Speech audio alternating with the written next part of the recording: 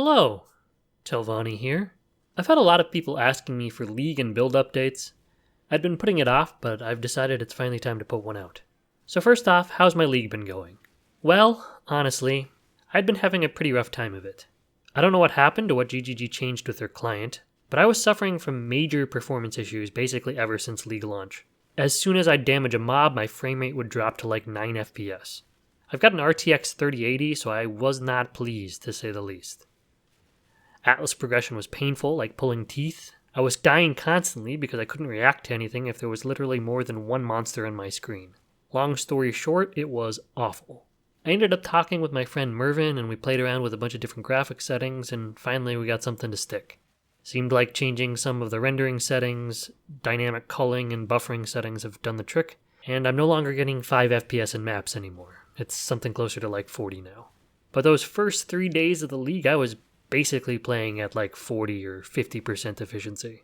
And I'm significantly further behind in progress than I feel like I'd normally be at this point. The punishing league mechanic only compounded the issue for me, as I feel like it slowed me down quite a bit and wasn't really giving me any benefits. My favorite maps to run were the Kirak ones because the Necropolis lantern mechanics were blissfully absent. Anyway, now that I've hopefully figured out some of my performance issues and GGG is looking to buff the league mechanic, I'm hoping I can get a little bit of a reset, and finally start working on some currency making strategies in the near future. As for the build, it's not where I'd want it to be, but it's what we've got. I did end up grabbing Unwavering Stance because at 5 FPS, you can't really avoid those stunning blows like you might be able to otherwise. Now that I can actually see my game, I might swap out of that, but we'll see. I'm not currently ailment immune, which kinda sucks. But between my Pantheons and my Flask, we've got decent coverage. I'm hoping maybe later on we can do some sort of shenanigans with maybe Ivory Tower or Annihilating Light, and see if we can't find a way to sneak in Purity of Elements. But ultimately, I'm not sure where I want to take the build. Right now, I think the smart play is just going to be gathering currency. And once I got a fair amount amassed, maybe we'll look at upgrading the build, or maybe make a new build entirely. Oftentimes, the best strategies can just be holding off on buying upgrades and waiting until you can afford a Headhunter or a Mageblood.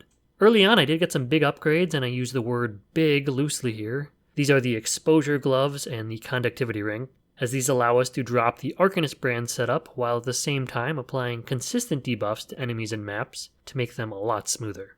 And because we're no longer using Arcanist brand, that allows us to run Storm brand instead of Orb of Storms as a shock delivery system. I feel like Storm brand is less damage than Orb of Storms. The cast rate doesn't feel like it quite lines up with Lightning Conduit. But it still was really nice because it allowed me to play the build as more of a ranged character, which, again, when you're at 5 FPS for most maps, is a godsend. I'll throw a link to my current POB in the description below. Like I said, I'm not super happy with where it's at right now, but hopefully it helps some of you guys. And considering how atrocious my frame rate has been, it could have been a lot worse. Anyway, I'm looking forward to hopefully being actually able to play the game now. Thank you for watching. Good luck with your league.